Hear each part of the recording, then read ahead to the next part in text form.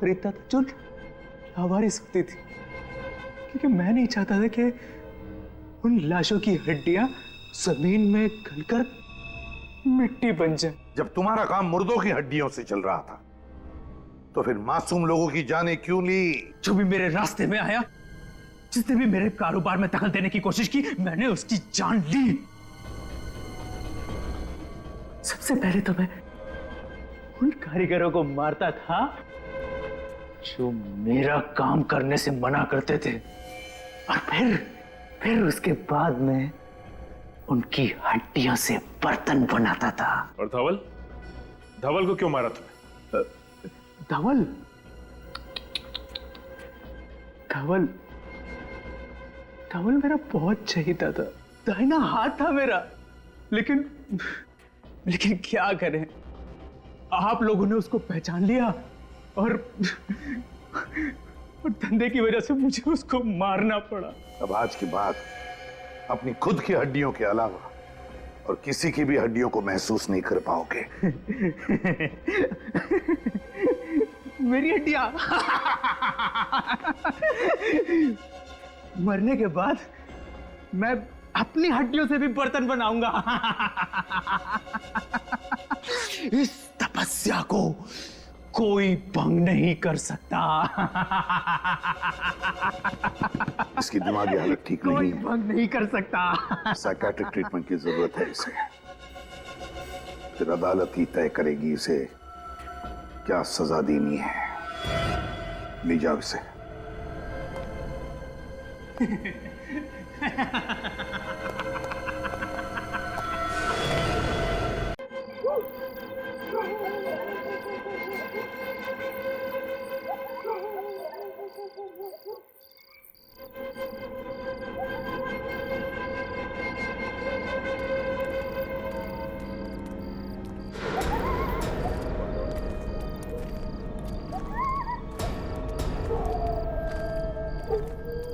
रुक जाओ, अपना अपना मुखौटे खोल दो।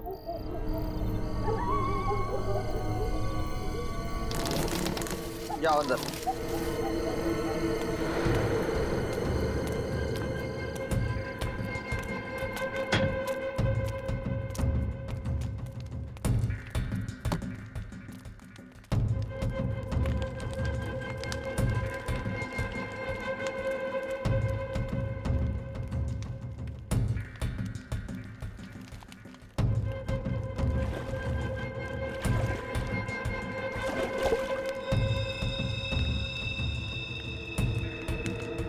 करना है कर लो, लेकिन तुम अब मुझसे अब ये काम नहीं करवा पाओगे। ये इंसानियत नहीं है, हैवानियत का काम है। तुम लोग मानव नहीं, दानव हो। दानव हो तुम।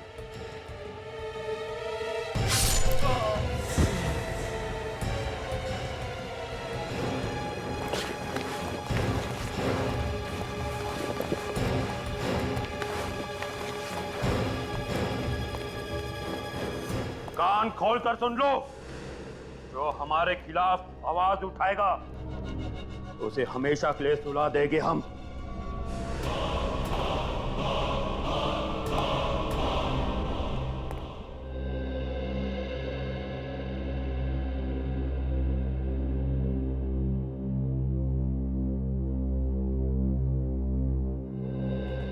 इतना क्या मेकअप करती हो रिया? कुछ देर और अगर मेकअप कर लेती ना तो आज रेस्टोरेंट बंद हो जाता। ओ कम ऑन जगत, लड़कियां बिना खाने के रह सकती हैं, पर बिना मेकअप के नहीं। एनीवेज, तुम नहीं समझोगे ये सब। अच्छा तुम मेनू देखो, मैं प्लेट लेता हूँ। ओके।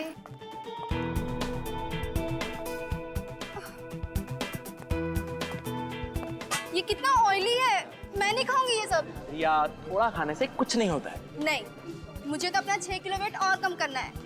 एक काम करती हूँ, मैं सूप ले लेती हूँ। मैडम जी, इतनी डाइटिंग करोगी तो एक दिन हवा में गायब हो जाओगी। ठीक है, तो ये ग्रैब सूप है, वो ले लो। ठीक है? ओके। उफो, यहाँ तो सूप बॉल ही नहीं है। सॉरी मैम, एक मिनट प्लीज। Thank you.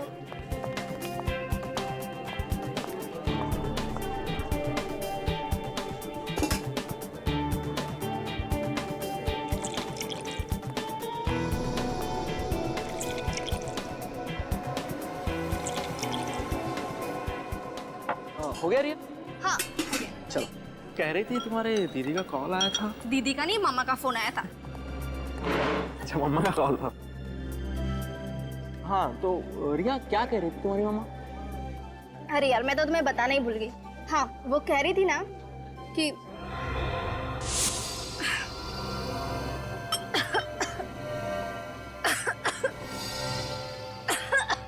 क्या हुआ रिया? कैसा तो लग क्या हुआ रिया?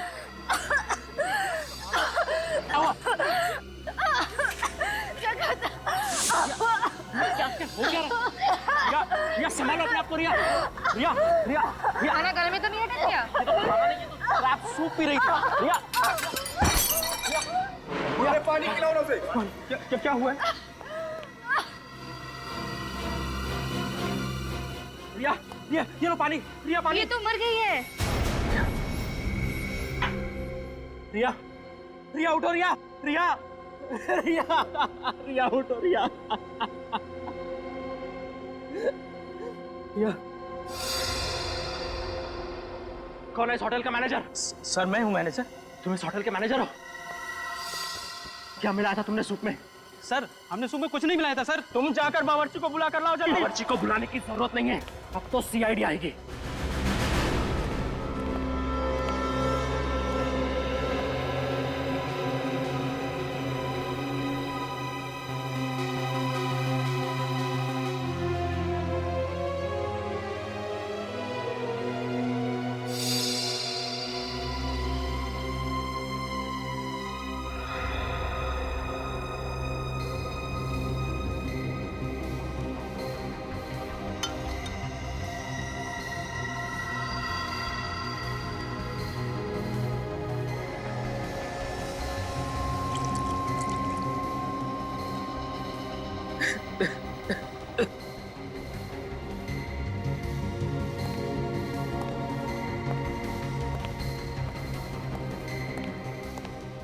कैसे हुआ ये सब?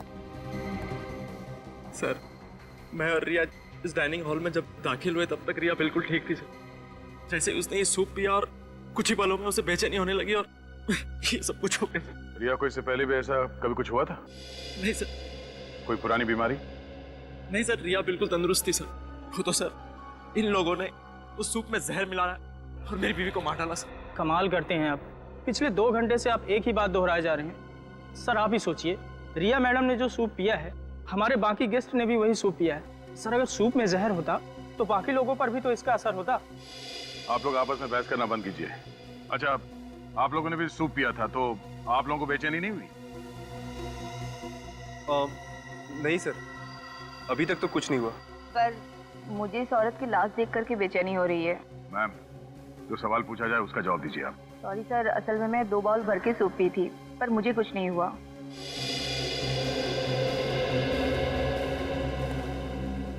हाँ बुरी, कुछ पता चला? सर पूरी बॉडी अच्छी तरह से चेक कर ली, बॉडी में जहर का कोई सिम्टम नहीं है सर। कोई सिम्टम नहीं है? कुछ समझ में नहीं आ रहा। इन लोगों ने भी वही सूप पी, पर इन्हें कुछ नहीं हुआ, सब नॉर्मल है। तो आप क्या करें सर, डेड बॉडी को फोरेंसिक भेज दो? तो जिसने ये सूप बनाया उससे मिलते हैं। इस होटल का रसोई घर चेक करते हैं। सर आप यकीन करिए, सूप में जहर बिल्कुल नहीं था। रिया मैडम की मौत एक हादसा है। सर अगर आप चाहें तो मैं और मेरा पूरा स्टाफ आपके सामने सूप पीकर दिखाते हैं।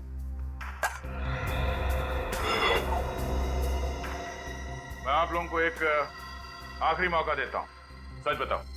हाँ? क्या सूप में जहर था? नहीं साहब, सूप में जहर नहीं था। सब सूप मैंने ही बनाया था सर। जब से ये रिसोर्ट शुरू हुआ है तब से मैं यहाँ काम कर रहा हूँ सर। कभी भी किसी भी गेस्ट के साथ ऐसा हादसा नहीं हुआ सर। फिर मैं किसी गेस्ट को क्यों मारूंगा सर? सर अंदर कोई जहरीली चीज नहीं मिली। आप सब लोग एक बात कान खोल के सुन लो। अगर आप में से किसी ने भी कोई चालाकी की, किसी भी चीज को हिलाने की या मिटाने की कोशिश की, तो माफी मांगने के लायक नहीं रहोगे, समझे?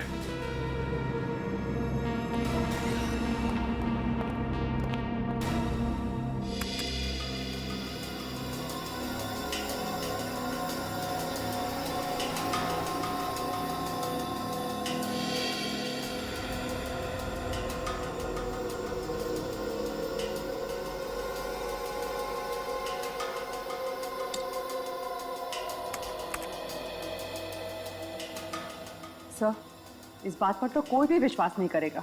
जानता हूँ तारिका, और खास तौर पर वो प्रद्युमन तो बिल्कुल विश्वास नहीं करेगा।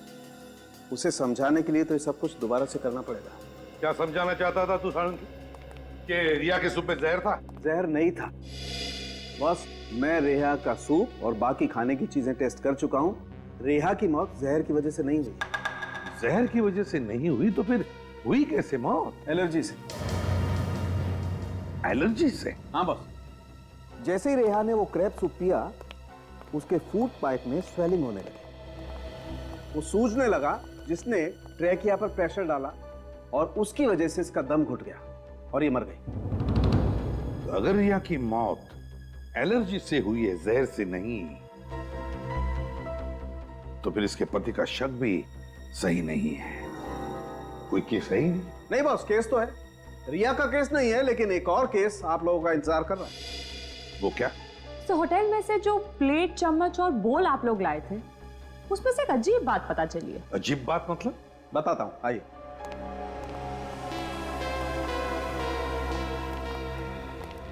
बॉस, ये चम्मच सेरेमिक का है और सेरेमिक 3000 डिग्री सेल्सियस पे पिघलने लगता है।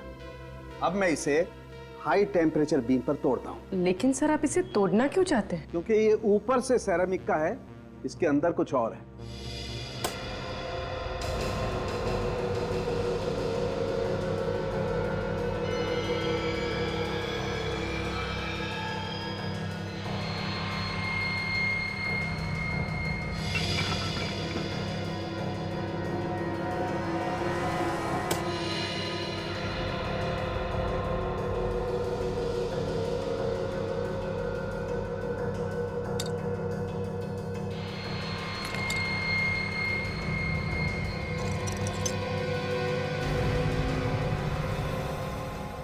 यार साळुंखे, ये तो हड्डी है। हाँ बॉस, ये एक हड्डी ही है और चौंकाने वाली बात यह कि किसी जानवर की हड्डी नहीं है, बल्कि ये एक इंसान की हड्डी है। क्या? इंसान की हड्डी? हाँ, किसी इंसान की पेल्विक बोन को काटकर उस पर सेरेमिक कोटिंग की गई है। लेकिन ये कैसे हो सकता है सर? हो सकता है, मैं बताता हूं। बॉस, हजारों साल पहले भी लोगों ने इंसान की हड्डियों से क्रॉकरी बनाई है। ये देखो, ये जो चम्मच है, ये किसी ने छोटे बच्चे की उल्ना, ये हाथ की ऊपर वाली हड्डी को तराश के बनाई है, जैसे कि वो चम्मच बनी है। और इतना ही नहीं बॉस, वो जो प्लेट आप लोगों को होटल से मिली है, उसमें तो एक नहीं, अलग अलग 12 इंसानों की हड्डियां मिली हुई है। उस प्लेट में 12 लोगों की हड्डियां मिली है? हाँ। माय गॉड, कौन कर सकता है ये? तो कोई ऐसा आदमी कर सकता है जिसका मानसिक संतुलन पूरी तरह से बिगड़ गया है। पता लगाना पड़ेगा होटल से कि उनको क्रॉकरी कौन सप्लाई करता है।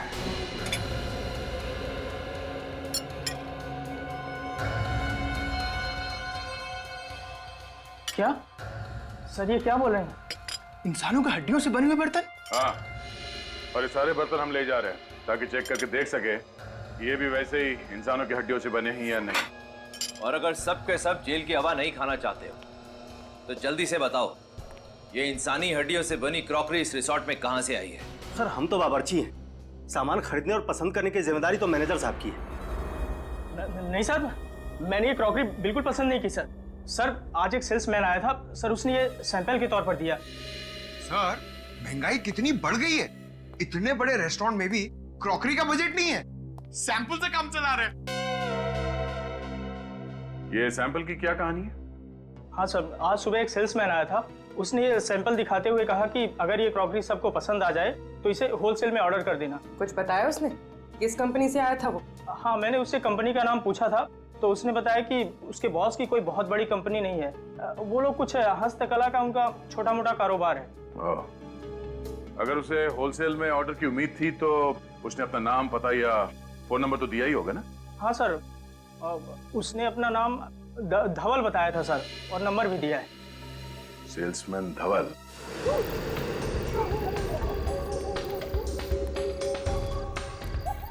सर, ये रहा धवल का घर। मोबाइल कंपनी वालों ने यही एड्रेस बताया था। मेरा शक सही निकला, धवल है ही नहीं यहाँ पे। साहब आप लोग धवल से मिलने आए क्या? धवल के रिश्तेदार हो क्या आप लोग? जी नहीं, हम लोग सीआईडी से। बाबा रे बाबा, सीआईडी से? देखा, मुझे मालूम था कि वो एक नंबर का लफड़ेबाज है। ऐसा क्यों? क्योंकि साहब वो सुमड़ी में रहता था, खाना भी बाहर से आता था और पानी भी। कब से रह रहा था वो यहाँ पे? 3 महीने हो गए मैडम, लेकिन 3 महीने में मुश्किल से 3 बार किसी से बात किया होगा। सर, अच्छा ये बताइए कि इस धवल के बारे में कोई ऐसी बात जो आप लोगों को अजीब सी लगी? 2 हफ्ते में एक बार एक वैन आता था, वो भी देर रात को। कैसी वैन? वो तो मालूम नहीं साहब, लेकिन वो वैन यहाँ घर के सामने आकर खड़ी रहती थी। यहाँ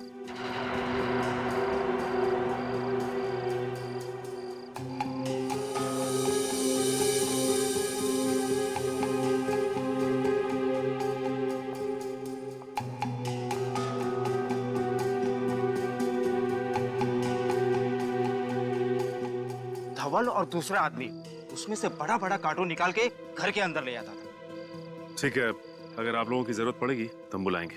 आप लोग यहीं रुकिए। जी। क्या हो श्रेया, कुछ मिला क्या?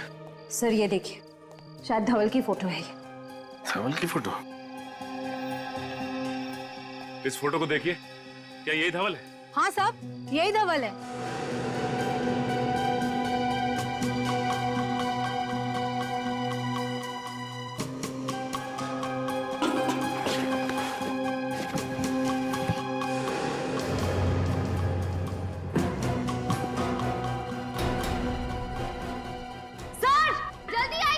आसिया!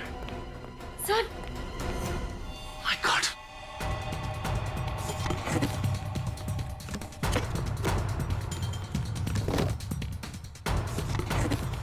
Oh no! इतने सारे कंकाल। लेकिन सर, धवल ने इन लोगों का खून किया, किसी को पता कैसे नहीं चला? ये लोग चीखे तो होंगे, बदबू तो आई होगी। नहीं श्रेया, इन्हें यहां नहीं मारा गया है, बल्कि इन्हें बाहर मारा गया है और इनकी हड्डियों को लाया गया है कार्टन्स में। लेकिन सवाल ये उठता है कि ये लोग थे कौन जो मारे गए, और धवल ने इन्हें मारा कहाँ है? सर, एसीपी सर ने कहा है कि सारी क्रॉकरी की दुकानें चेक करो, पर कहीं कुछ पता ही नहीं चल रहा है। श्रेया, मुझे पूरा यकीन है कि ये क्रॉकरीज इन्होंने होटल में दी है तो किसी न किसी दुकान में भी जरूर दी होगी। ध्यान से देखते रहो। सर, ये भी क्रॉकरी की दुकान ही लग रही है। चलो चल के देखते हैं। भाई साहब, हम लोग सीआईडी से। सीआईडी? जी हाँ, सीआईडी। अच्छा ये बताइए कि इस तरह की क्रॉकरी कौन बनाता है और कहाँ बनाई जाती है? सर, ये देखिए, इस प्लेट पर भी बिल्कुल वैसी ही डिजाइन बनी हुई है। इस दुकान का मालिक कौन है? हम दोनों सर। मेरा नाम मानिक और ये मेरा भतीजा सागर है। आप लोग हमारी दुकान पर क्यों आए? क्रॉकरी बेचना कोई गुनाह है क्या? क्रॉकरी बेचना तो गुनाह नहीं है, लेकिन इस तरह की क्रॉकरी बेचना गुनाह जरूर है। ये बताइए, इसे सप्लाई कौन करता है आपको? सर, ये कोई बड़ी फैक्ट्री का माल तो है नहीं। बाकी और क्रॉकरीज की तरह इस पर किसी कंपनी का नाम नहीं है। सेल्समैन आते हैं और सैंपल के तौर पर ये सेट यहाँ छोड़ जाते हैं। बाकी उनका माल बिकता है तो ये रोकड़ा हम उनको देते हैं। और ये माल लगातार नहीं मिलता, 2-3 महीने में एक ही बार आता है। और हाँ, हर बार सेल्समैन भी अलग अलग होते हैं। इसे पहचानते हैं आप लोग? हाँ, अरे ये तो वही सेल्समैन है ना जो पिछले 2-3 महीनों से ये माल सैंपल के तौर पर हमें देखा जाता था। क्या नाम था इसका? धवल, और आजकल फरार रही है। सर, आप क्या बात कर रहे हैं, कुछ समझ नहीं आ रहा। देखिए, हम आपको डराना नहीं चाहते, लेकिन आइंदा से इस तरह की क्रॉकरीज अपनी दुकान में मत रखिएगा, समझे? लेकिन क्यों? क्योंकि ये सिर्फ सिरामिक से नहीं, बल्कि इंसान की हड्डियों से बना है।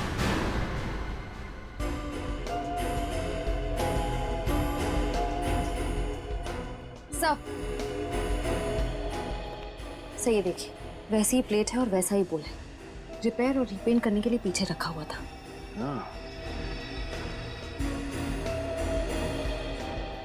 भाई साहब, इसे रिपेयर और रीपेंट आप किससे और कैसे करवाते हो? सर, वो धवल वही ऐसे खराब पीसेस को खुद आकर वापस ले जाता है और वर्कशॉप में रिपेयर करवाता है।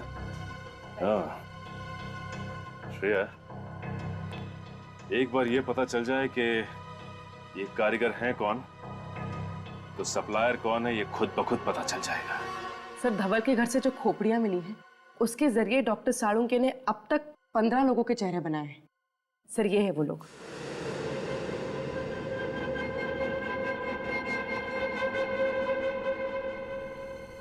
सर, ये सारे लोग लावारिस हैं और इनका कोई भी रिकॉर्ड हमारे पास नहीं। धवल कहाँ रहता था? सर, दहीसर के पास किसी रजाना गांव में। दहीसर के पास किसी रजाना गांव में?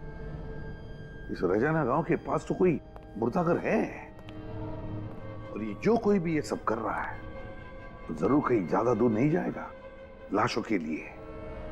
रजाना गांव के पास के मुर्दाघर से ही लाशें उठाई होंगी उसने। पता लगाओ इस मुर्दाघर से। उस समय से मुझे ऐसा लग रहा था कि मुर्दाघर से कुछ लाशें कम हुई है, लेकिन जब आपने कंकाल की मदद से बने हुए चेहरे दिखाए तब मुझे यकीन हुआ। आप यहाँ के एडमिनिस्ट्रेटर हैं, आपके नाक के नीचे लाशें गायब हो रही हैं, आपको पता नहीं चल रहा है? मुझे अपने स्टाफ पर जरूरत से ज्यादा विश्वास था। गलती मेरी है सर। ये हमें देख के भाग क्यों गया? पता नहीं। हमारे बारे में से कुछ बताया था क्या? सिर्फ इतना है कि सीआईडी गायब लाशों की इंक्वायरी कर रही है। दरवाजा खोलो। देखो तुम बच के जा नहीं सकते, खोलो दरवाजा।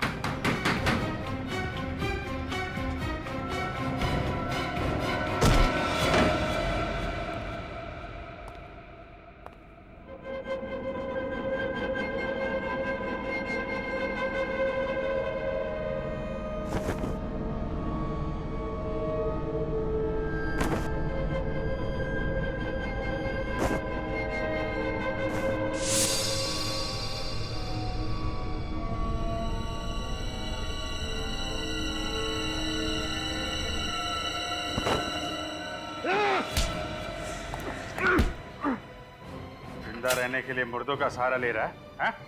छोड़ दो मुझे, जाने दो। कहाँ जाएगा? तुझे तेरी मंजिल तक तो हम लेकर जाएंगे। लाशों की चोरी करता है। ये करता था लाशों की चोरी? हाँ, और ये मत पूछना कि लाशों के साथ ये क्या करता था। ले चलो इसे। कुछ साबित नहीं कर पाओगे इंस्पेक्टर, कुछ भी नहीं।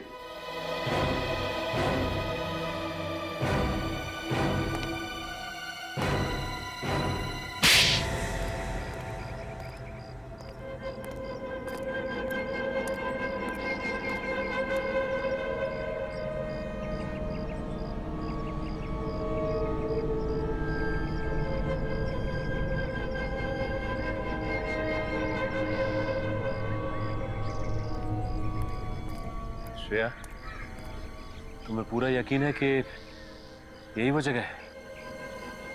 हाँ सर, हमारे खबरी ने इसी जगह के बारे में बताया था जहाँ पर क्रॉकरी पर हैंड पेंटिंग करने वाले कारीगर काम करते हैं। सर, उसने तो ये भी बताया था कि इनमें से कुछ कारीगर रात में कभी कभी गायब हो जाते हैं।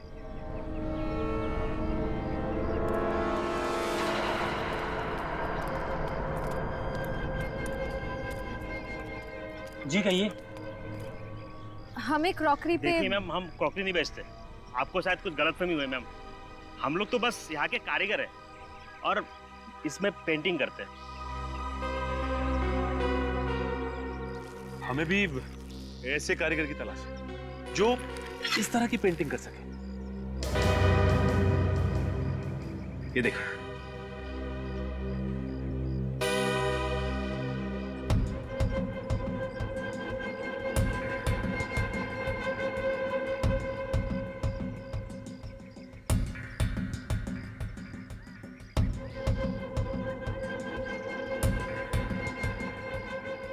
अरे नहीं साहब, ऐसा काम हमने कभी नहीं किया साहब। लेकिन हमने तो सुना है कि ऐसा काम आपके वर्कशॉप में होता है। इतना बारीक और सुंदर काम आप ही लोग करते हैं। देखिए, आप ये काम करेंगे तो हम आपको पैसे देंगे।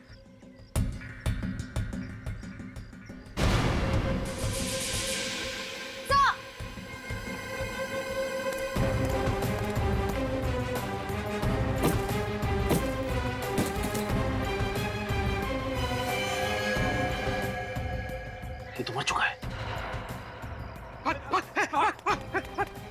रुक जाओ, गोली मार दूंगा।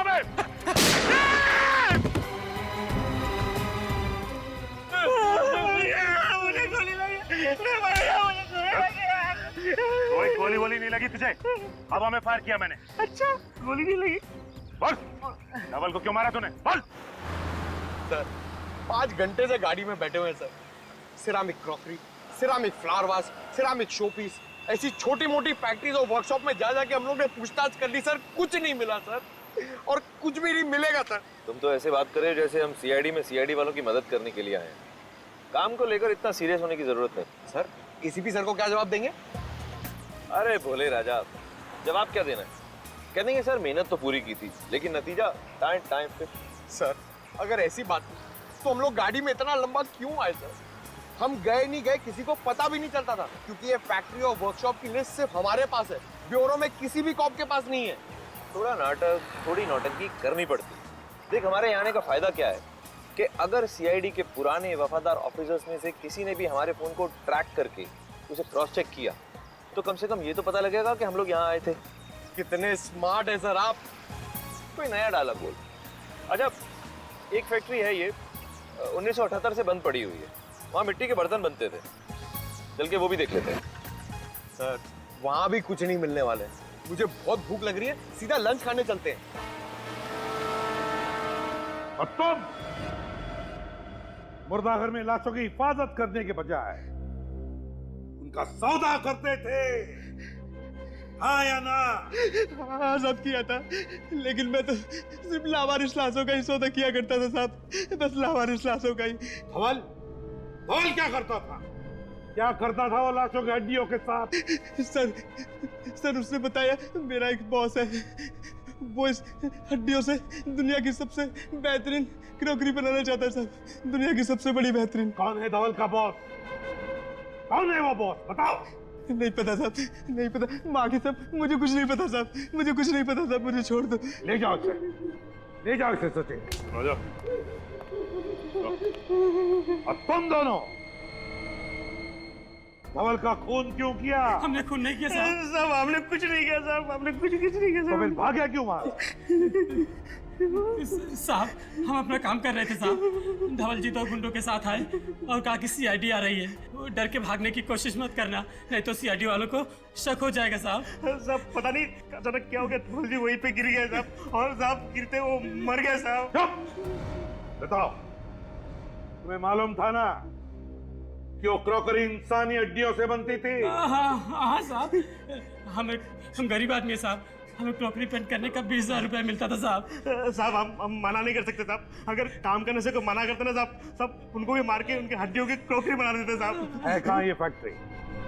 कहाँ है फैक्ट्री? बताओ जल्दी। साहब गुंडे हमारी आंखों में पट्टी बांध कर ले जाते थे साहब, हम नहीं जानते साहब। आंखों पर पट्टी बांधते थे? तो अभी यहाँ पर अपनी आंखें बंद करो और बताओ कहां लेके जाते थे वो? कैसे लेके जाते थे? आंखें बंद, याद करो। वो साहब पनवेल की जरी चौक से हमें कार में बिठाते थे साहब और लोनावाला की तरफ लेके जाते थे साहब।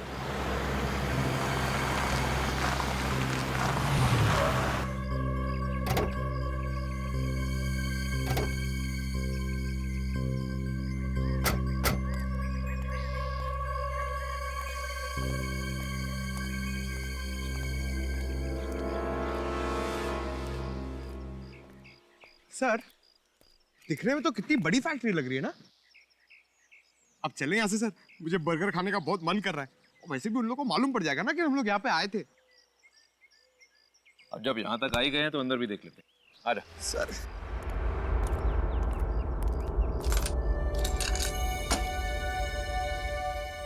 ये फैक्ट्री 1978 से बंद पड़ी है, फिर ये ताला नया कैसे?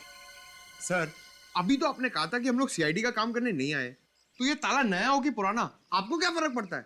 अरे बुद्धू, यही तो मौका है। देख, अगर कोई काम की चीज हाथ नहीं लगी तो बोल देंगे सर हमें कुछ भी नहीं मिला, लेकिन अगर कोई सुराग या सबूत हमारे हाथ लग गया तो सोच, पूरे शहर में ढिंडोरा पिट जाएगा कि सूरज और पंकज ने इतना मुश्किल केस अकेले ही सॉल्व कर लिया, जिसे सीआईडी के बड़े बड़े दिग्गज भी सॉल्व नहीं कर पाए थे। हाँ सर। समझा? एक काम कर, आसपास जरा जाकर देख कोई मिलता है क्या। मैं ये ताला तोड़ने की कोशिश करता हूँ। Okay sir.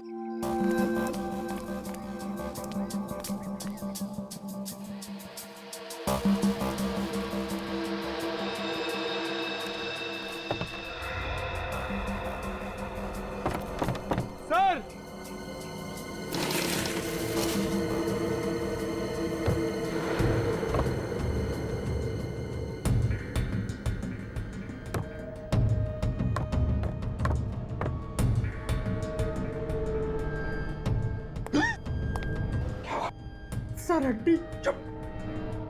सर मैं कह रहा हूं अभी भी वक्त है, दया सर और अभिजीत सर को बुला लीजिए। ये जगह बहुत डरावनी है सर, मुझे बहुत डर लग रहा है। चुप।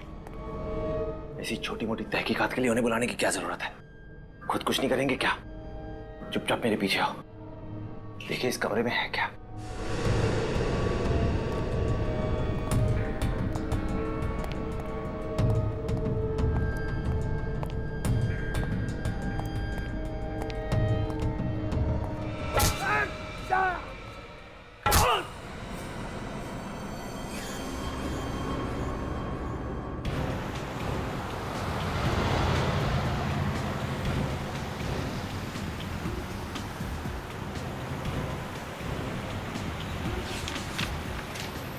कारीगरों का कहना था कि पनवेल के जरी मार्केट से उनको उठाते थे, आंखों पे पट्टी बांधते थे और फिर लोनावाला की तरफ 20 से 25 मिनट तक लेके जाते थे गाड़ी में। सर, और करीबन 10 मिनट के बाद गाड़ी दाहिने मुड़ जाती थी। 6-7 मिनट तो हो गए हैं लोनावाला की तरफ। देखते हैं आगे कौन सा राइट टर्न है।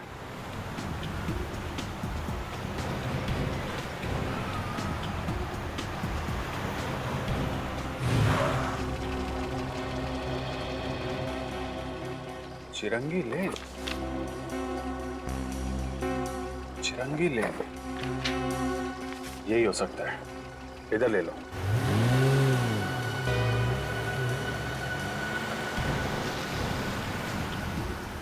सर ये रास्ता तो शहर से दूर जंगल की तरफ जा रहा है। सर, उम्मीद है कि उन कारीगरों का अंदाजा सही होगा। पूर्वी 6 महीने से लगातार उन लोगों को इसी रास्ते पे लेके जा रहे हैं। उनका अंदाजा गलत नहीं होगा कि सूरज और पंकज का भी मोबाइल आखिरी बार यहीं पे ट्रैक किया गया था। इधर ही चलो।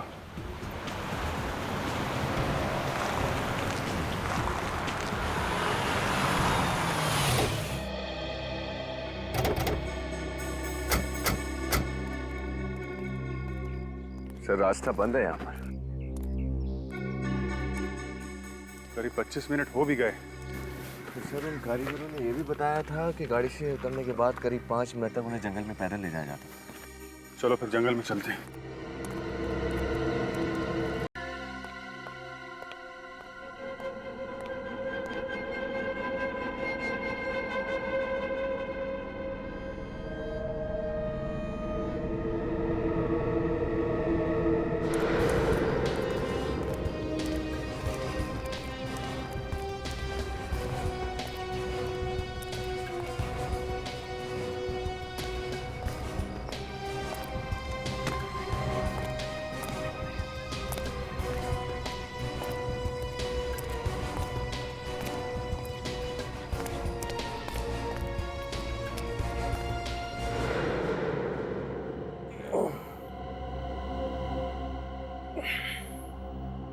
पंकज, पंकज,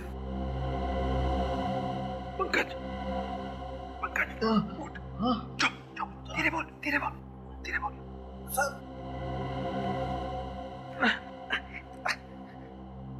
सर मैंने आपसे कहा था ना, दया सर और अभिजीत सर को बुला लेते, लेकिन आप मेरी बात सुनते ही नहीं। चुप कर, हर वक्त रोता रहता है। अरे रोग आती तो क्या करूंगा सर? ये वही नरक है जहाँ पर इंसान की हड्डियों के साथ ये लोग सिरामिड की प्लेट्स और सूप बोल्स बनाते हैं सर। सर मैं आपके हड्डियों के प्लेट और सूप बोल्स बनते हुए नहीं देख सकता हूँ सर। अरे कुछ नहीं होगा हमें। सर कैसे कुछ नहीं होगा? सीआईडी की टीम को पता भी नहीं कि हम लोग कहाँ पर हैं और हमारे पास बंदूकें भी नहीं है। तो क्या हुआ? भूल गया सीआईडी की ट्रेनिंग? हम सीआईडी वालों को बंदूक नहीं, हाथों से लड़ना भी सिखाया जाता है। और आज हम सिर्फ सीआईडी की इज्जत के लिए नहीं, अपनी जान के लिए भी लड़ेंगे। अभी सुन, ये मेरी पतलून को थोड़ा सा ऊपर कर। हाँ? पतलून को ऊपर कर। अरे पकड़ना इधर। और ये मोजे में से ये स्ट्रैप, हाँ, ये स्ट्रैप को पकड़। हाँ, मेरा सर। हाँ, चल ठीक है। हाथ में आ गया सर। अब देख क्या रहा है, काटना रस्सी। सर आप कितने स्मार्ट है सर। पुराना डायलॉग।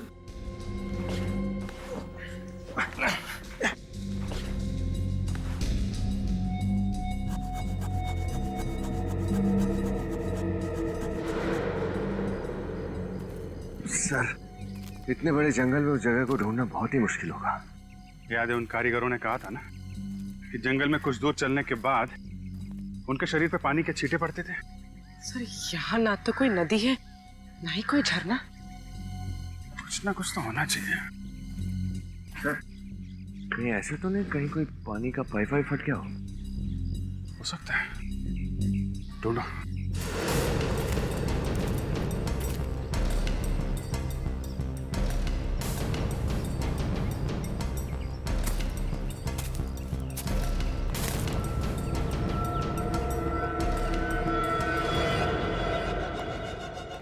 जा रहे शेरा, देख क्या उन दोनों सीआईडी ऑफिसर्स को।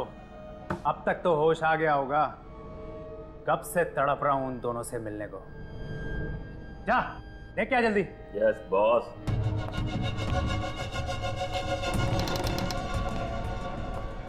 चल।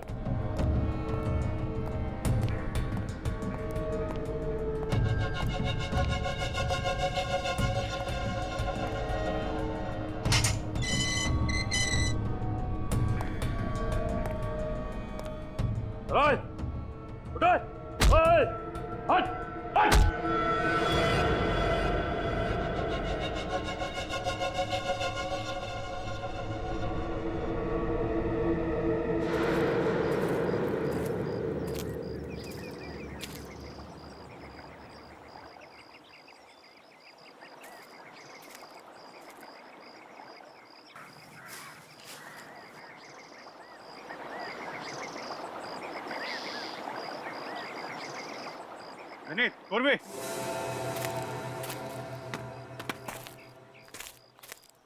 यहाँ अंदर पानी का पाइप जा रहा है।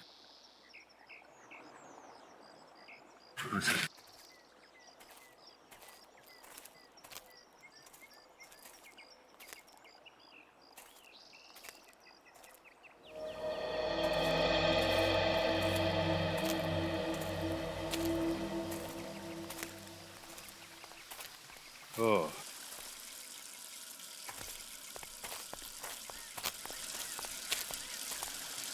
यहाँ पे पानी की पाइप फटी हुई है।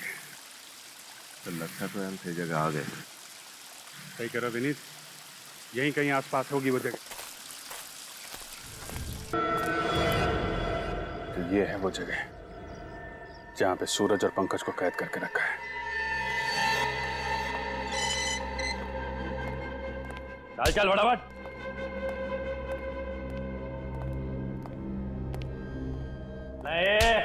चलो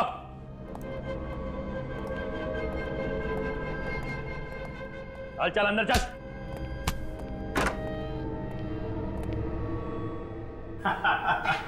आओ मेरे मेहमानों, आओ। अब तक तो तुमने देख लिया होगा ये मेरा छोटा मोटा कारोबार। तुम? आप लोग हमारी दुकान पर क्यों आए? क्रॉकरी बेचना कोई गुनाह है क्या? सर ये वही सागर है जिसकी होलसेल मार्केट में सिरामिक्स की दुकान है। हाँ सागर, सागर।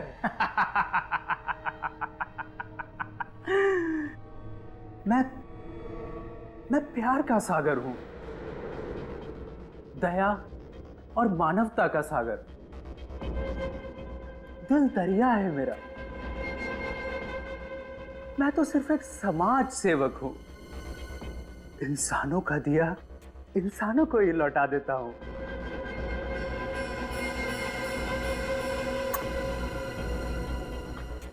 इंसानों की हड्डियां मिट्टी में क्यों मिले?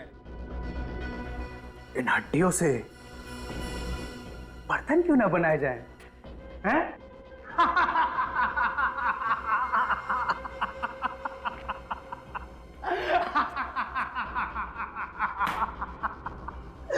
दुनिया की सबसे अनोखी क्रॉकरी बनाता हूं मैं, इंसानों की हड्डियों से बनी हुई क्रॉकरी। और इस बार तो कुछ अनोखा डिजाइन करना होगा, कुछ स्पेशल, जिसमें सीआईडी अफसर्स की हड्डियां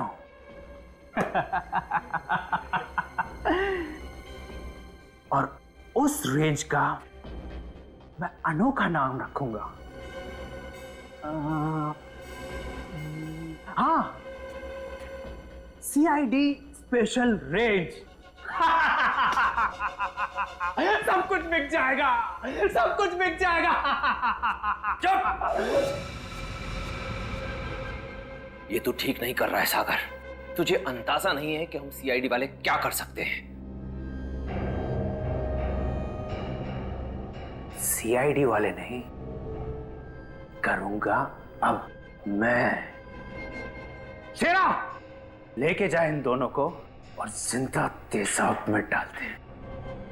कुछ ही देर में दोनों तड़प तड़प के मर जाएंगे। उसके बाद इन दोनों की हड्डियों से बनेगी सीआईडी स्पेशल क्रॉकरी। लेके जाओ।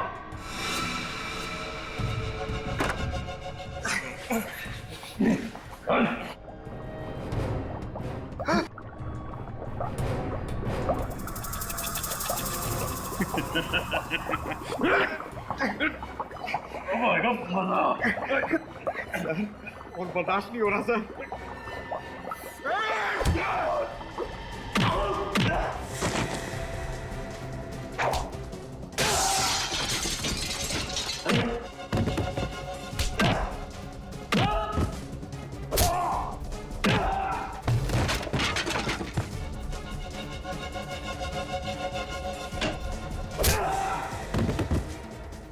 सीआईडी की हड्डियों से क्रॉकरी बनाएगा।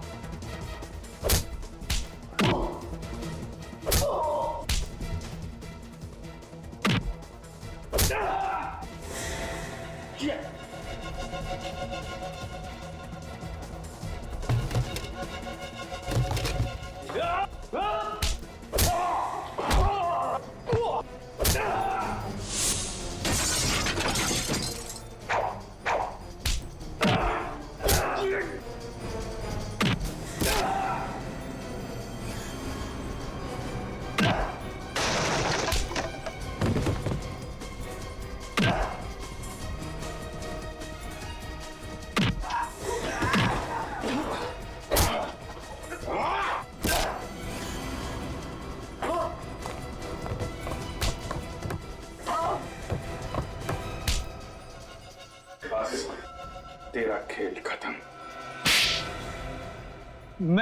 मैंने कोई जुर्म नहीं किया, मैंने कोई जुर्म नहीं किया। ये तो एक कला है। कला। इंसानी हड्डियों से बर्तन बनाना ये कला है। बर्तन बनाना कोई जुर्म थोड़ी है। मैं तो मुर्दा घर से सिर्फ उन्हीं लाशों को